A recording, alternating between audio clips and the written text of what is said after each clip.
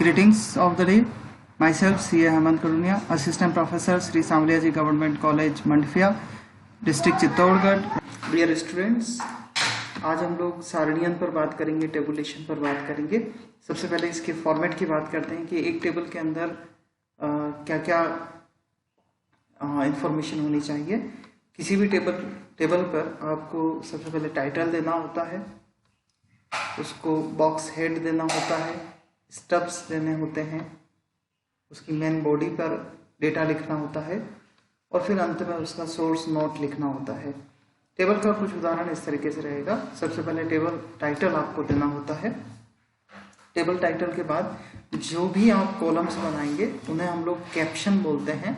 इन columns के जो भी हेडिंग्स आप देंगे कैप्शन नोट कहलाएंगे. और प्रत्येक पंक्ति रो को जब आप कोई नाम देंगे तो वो स्टब कहलाएगा. ये इसी जगह आप स्टब दे देंगे और ये जो पार्ट होगा ये उसका बॉडी कहलाएगा. आइए अब हम तीसरे क्वेश्चन पर चलते हैं टेबुलेशन के.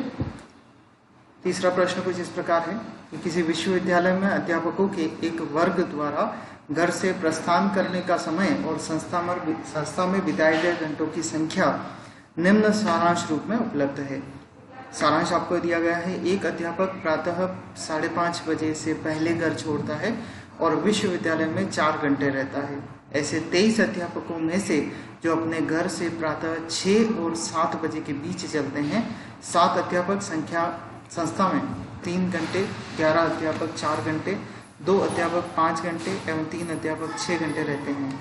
ऐसे 16 अध्यापकों में से जो प्रातः 7 बजे और 8 बजे के बीच मध्य घर छोड़ते हैं, 4 अध्यापक 3 घंटे, 6 अध्यापक 4 घंटे, 1 अध्यापक 5 घंटे और 5 अध्यापक 6 घंटे संस्था में व्यतीत करते हैं.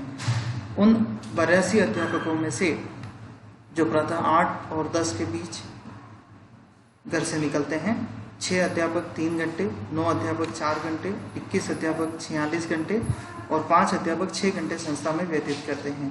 प्रातः 10 और 11 बजे के मध्य घर छोड़ने वाले 21 अध्यापकों में से 2 अध्यापक 3 घंटे, 8 अध्यापक 4 घंटे, 7 अध्यापक 5 घंटे और 4 अध्यापक 6 घंटे संस्था में व्यतीत करते हैं. उपयुक्त सारणी के रूप में प्रस्तुत करना है.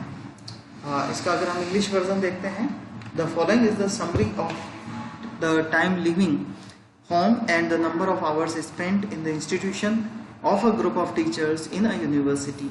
One teacher leaves before 5:30 a.m. and spend 4 hours in the institution.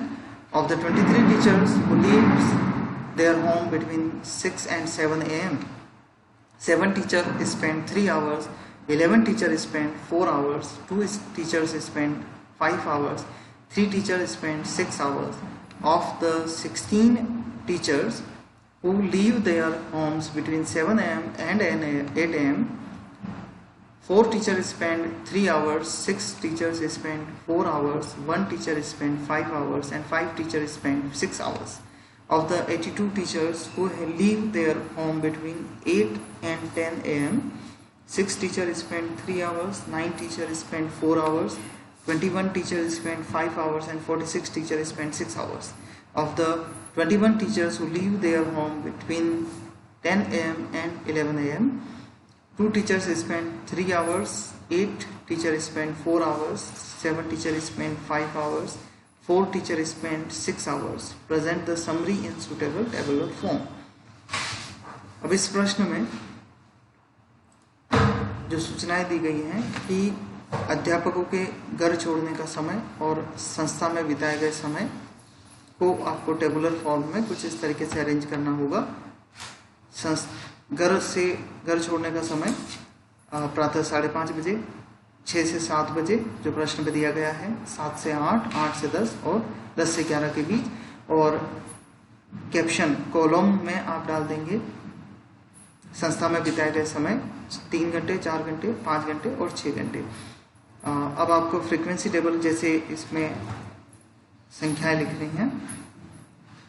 एक अध्यापक प्रातः 5:30 बजे से पहले घर छोड़ता है और संस्था में 4 घंटे रहता है. 5:30 से पहले और वो संस्था में 4 घंटे रह रहा है, उसका एक यहाँ नोट हो जाएगा. इसके बाद ऐसे 23 अध्यापकों में से जो अपने घर प्रातः 6 से 7 के बीच छोड़ते हैं, 7 अध्यापक 3 घंटे, तो हम लोग यहाँ 7 नोट कर देते हैं। 11 अध्यापक 4 घंटे, 4 घंटे के लिए यहाँ पे हम 11 नोट कर देते हैं। 2 अध्यापक 5 घंटे और 3 अध्यापक 6 घंटे रहते हैं। इसकी अपन टोटल लगा लेते हैं। 7, 11, 18, 2 20 और 3 23। 23 अध्यापक के बारे में कहा गया था। अब अगली संख्या है ऐसे 16 अध्यापकों में से जो सुबह 7 से 8 के बीच मध्य घर छोड़ते हैं। 7 से 8 वाली लाइन। 4 अध्यापक 3 घंटे, 6 अध्यापक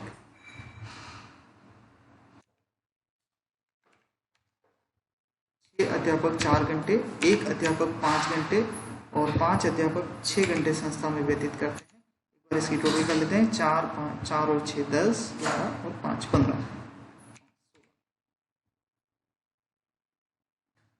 अगली इंफॉर्मेशन उन 82 अध्यापकों में से जो प्रातः 8 और 10 बजे के बीच घर निकलते हैं, तो 8 से 10 वाले 82 टीचर्स हैं। 6 अध्यापक 3 घंटे, 9 अध्यापक 4 घंटे, 21 अध्यापक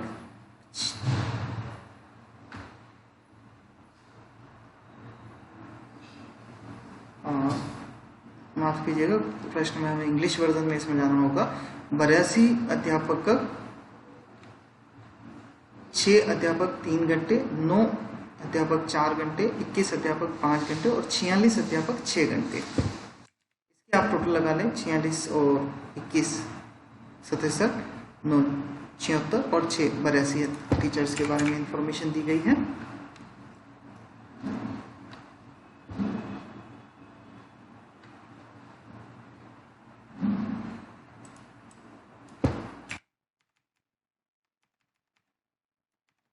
हमारे टाइपिंग मिस्टेक की वजह से डेटा गलत था।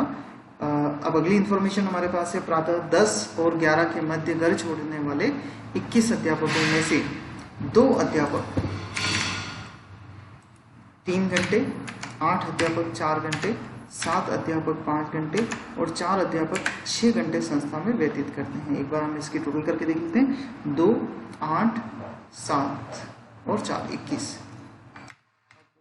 हम लोग क्रॉस टैली करने के पर्पज से कॉलम वाइज टोटल लगा के देख लेते हैं कि संख्या कितनी होती है। 7 4 11, 11 और 6 17 और 2 19। 1 अध्यापक 1, 11, 6, 9, 8। तो इस 4 घंटे व्यतीत करने वाले व्यक्तियों की संख्या हुई 35। 2, 1, 21 और 7। ऐसे व्यक्ति हैं जो 5 घंटे व्यतीत करते हैं। 3, 5, 46 और 4। 58 ऐसे व्यक्ति हैं जो संस्था में 6 घंटे व्यतीत करते हैं। और कुल संख्या चेक कर लेते हैं एक बार।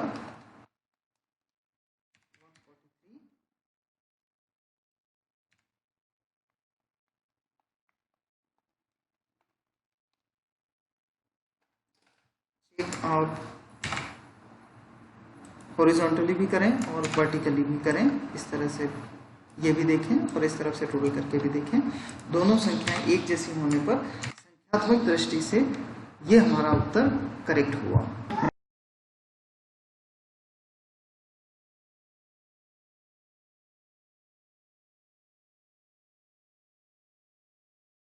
डियर स्टूडेंट्स, टेबुलेशन पर हम आज अंतिम चौथा एग्जाम्पल लेते हैं।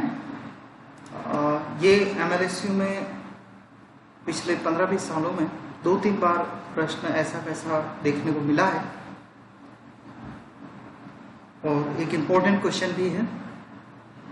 तो क्वेश्चन इस प्रकार है। एक समाचार पत्र विवरण में एक ही परिवार में रहने वाले क्षयग्रस्त व्यक्तियों में फ्लू के प्रभाव से संबंधित निम्न अवतरण प्रकाशित हुआ। अब एक न्यूज़पेपर में टीबी वाले, फ्लू वाले और इन्फेक्टेड हाउस वाले कुछ 1 लाख निवासियों का सर्वे किया गया।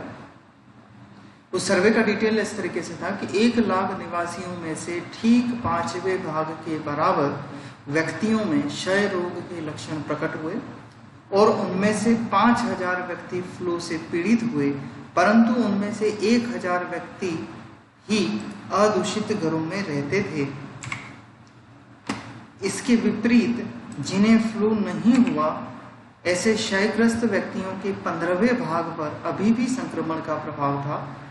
कुल मिलाकर 21,000 फ्लू से पीड़ित हुए और 41,000 संक्रमण से प्रभावित थे, परंतु ऐसे व्यक्तियों की संख्या केवल 2,000 थी जो फ्लू के शिकार हुए तथा क्षयग्रस्त रोग से प्रभावित नहीं हुए, तथा जो ऐसे घरों में रहते थे जहां फ्लू का कोई और रोगी नहीं था, अर्थात अदूषित घरों में। उपयुक्त सूचना को स्पष्ट सारणी के रूप में पुनर्व्यवस्थित कीजिए। आइए अब इसके इंग्लिश वर्जन को भी देखते हैं, क्योंकि सामान्यतया एग्जाम्स में यह माना जाता है कि अगर हिंदी वर्जन में कोई गलती है तो आप उसके लिए इंग्लिश वर्जन पर को करेक्ट माना जाएगा।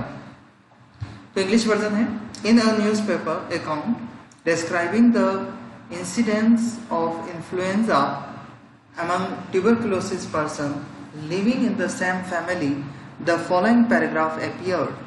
Exactly a fifth of 1 lakh inhabitants showed signs of tuberculosis, and no fewer than 5,000 among them had an attack of influenza. But among them, only 1,000 lived in uninfected houses. In contrast, with this, 1/15 of the tuberculosis person who did not have influenza were still exposed to infection. Altogether, 21,000 were attacked by influenza and 41,000 were exposed to risk of infection.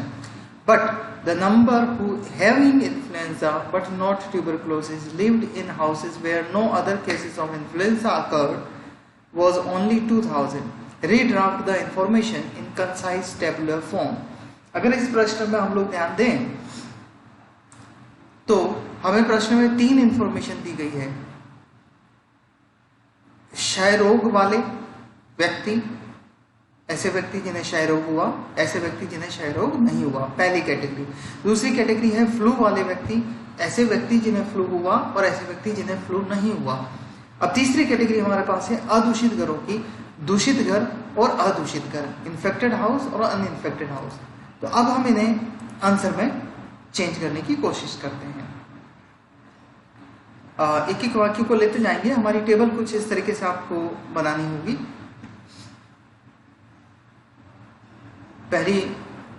पहले में आपको TB वाले लोग लेने हैं, दूसरे column में non TB वाले ट्यूबरकुलोसिस वाले पर्सन हो जाएंगे और इन दोनों की टोटल कॉलम में हो जाएगी।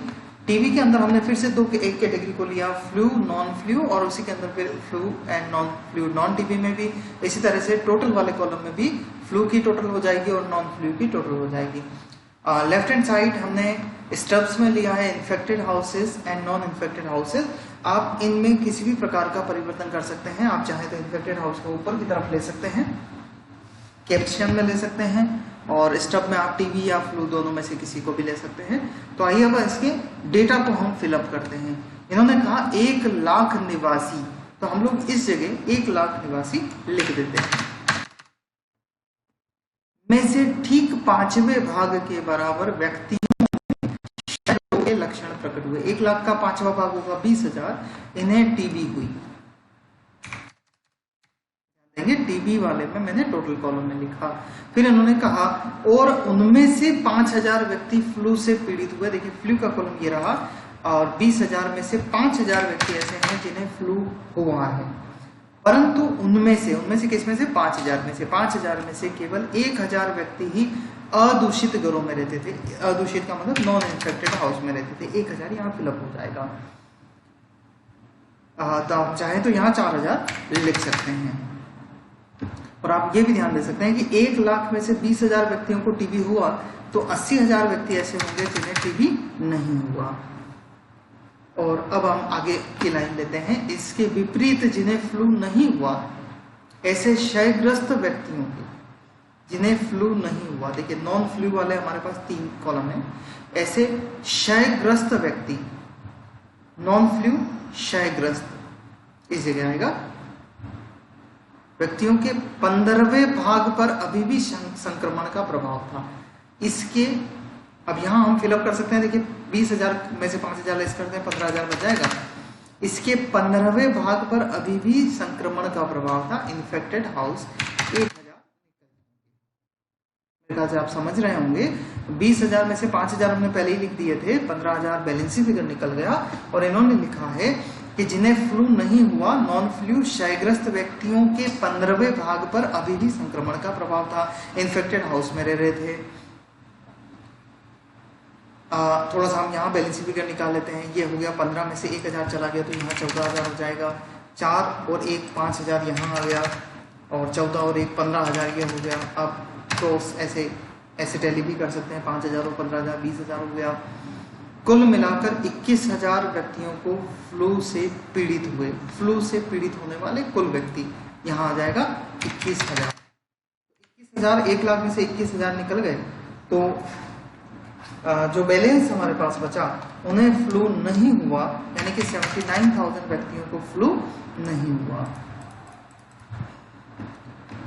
41,000 व्यक्ति संक्रमण से प्रभावित थे। 1 लाख में से 41,000 व्यक्ति संक्रमण से प्रभावित थे। तो इसका मतलब यह हो गया कि 1 लाख में से 41,000 अपन हटा देते हैं, 59,000 संक्रमण से प्रभावित नहीं हुए। अब यह अंतिम हमारे पास इंफॉर्मेशन है। ऐसे व्यक्तियों की संख्या जो केवल 2,000 थी जो फ्लू के शिकार हुए, फ्लू वाला कॉलम ये रहा। क्षय रोग से प्रभावित नहीं हुए, देखिए नॉन टीबी, क्षय रोग से प्रभावित नहीं हुए, फ्लू। तथा जो ऐसे घरों में रहते थे जहां फ्लू और कोई अन्य रोगी नहीं था, मतलब अदूषित घरों में, यहां आ जाएगा। इन्होंने लिखा 2,000 व्यक्ति ऐसे हैं जो फ्लू से पीड़ित हुए, टीबी से नहीं हुए हैं और अदूषित घरों में रहते हैं। हम यहाँ 2,000 फिलअप कर देते हैं। बाकी की इंफॉर्मेशन हमें हमारी कैलकुलेशन से फिलअप करनी है। तो देख लेते हैं आप कैसे करेंगे। फ्लू, ये वाला कॉलम, ये वाला कॉलम, इन दोनों की टोटल हमारे पास 21,000 है। 21,000 में से 5,000 माइनस कर देते हैं, तो 21,000 माइनस 5,000 16,000 व्यक्ति। 16,000 में से 2,000 माइनस कर देते हैं, तो यहाँ फिलअप हो जाएगा 14,000। अब इस कॉलम पर आते हैं। 15,000 नॉन फ्लू, नॉन फ्लू की टोटल 79,000 है, तो 79,000 में से हम 15,000 माइनस कर देते हैं, 64,000 नॉन फ्लू का बैलेंस फिगर आ जाएगा। 64 और 16 80,000 हो गया।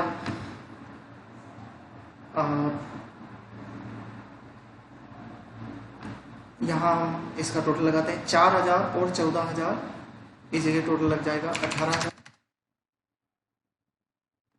1,000 और 15,000, 1,000 और 2,000, माफ कीजिए 3,000।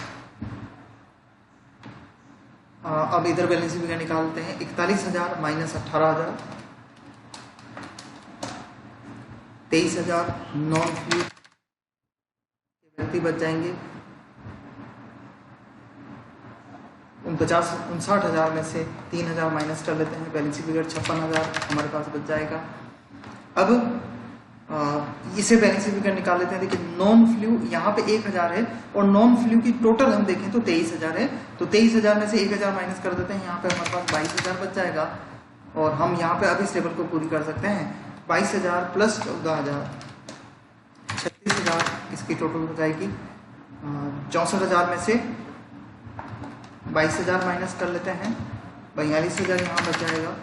42 और 14 देखिए 56,000 हो रहा है, और 42 और 2,000 इन दोनों की टोटल यहाँ 44,000 हो जाएगी। चेक करने के पर्पज से हम 44,000 और 36,000 को जोड़ लेते हैं, जो कि 80,000 होगा।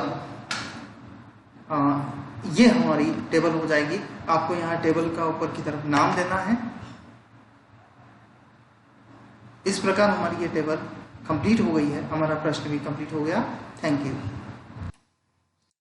स्टूडेंट्स। आप लोग मेरे पुराने बनाए हुए वीडियोस और फ्यूचर वीडियोस की लिस्ट पाने के लिए स्क्रीन पे आप लोगों को जो गूगल साइट एड्रेस आ रहा है, इस एड्रेस पर आप लोग वेब ब्राउज़र में टाइप करके और वीडियोस पर जा सकते हैं। कैसे जा सकते हैं मैं थोड़ा सा आपको एक्सप्लेन कर रहा हूँ। आप लोग इस एड्रेस को जैसे ही अपने वेब ब्राउज़र में टाइप करेंगे तो आपका वेब ब्राउज़र कुछ इस तरीके से साइट आपके सामने ओपन कर देगा।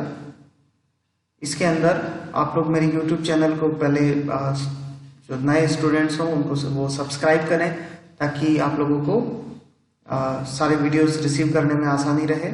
इसके बाद देखिए ऊपर की तरफ मैंने सब्जेक्ट वाइज लिस्ट दे रखी है, एक बार यहाँ नीचे की तरफ भी लिंक है। ये आपके लिए अप्रिसिएशन और क्वेरी या फीडबैक का आपके लिए क्वेश्चन वो दे रखा है। आप लोग अगर कोई क्वेश्चन पूछना चाहें तो इसके थ्रू मेरे से पूछ सकते हैं। और ये सब्जेक्ट वाइज पूरी लिस्ट दे रखी है। अगर जैसे आपको इनकम टैक्स का वीडियो देखना है या स्टैटिस्टिक्स का वीडियो देखना है, जो भी सब्जेक्ट का वीडियो देखना है, आप उस सब्जेक्ट पे क्लिक करो, आपके सामने पूरी की पूरी लिस्ट खुल जाएगी। और पर्टिकुलरली जिस वीडियो को आपको देखना हो उस वीडियो पर क्लिक करेंगे तो सीधे वो वीडियो आप लोगों का स्टार्ट हो जाएगा।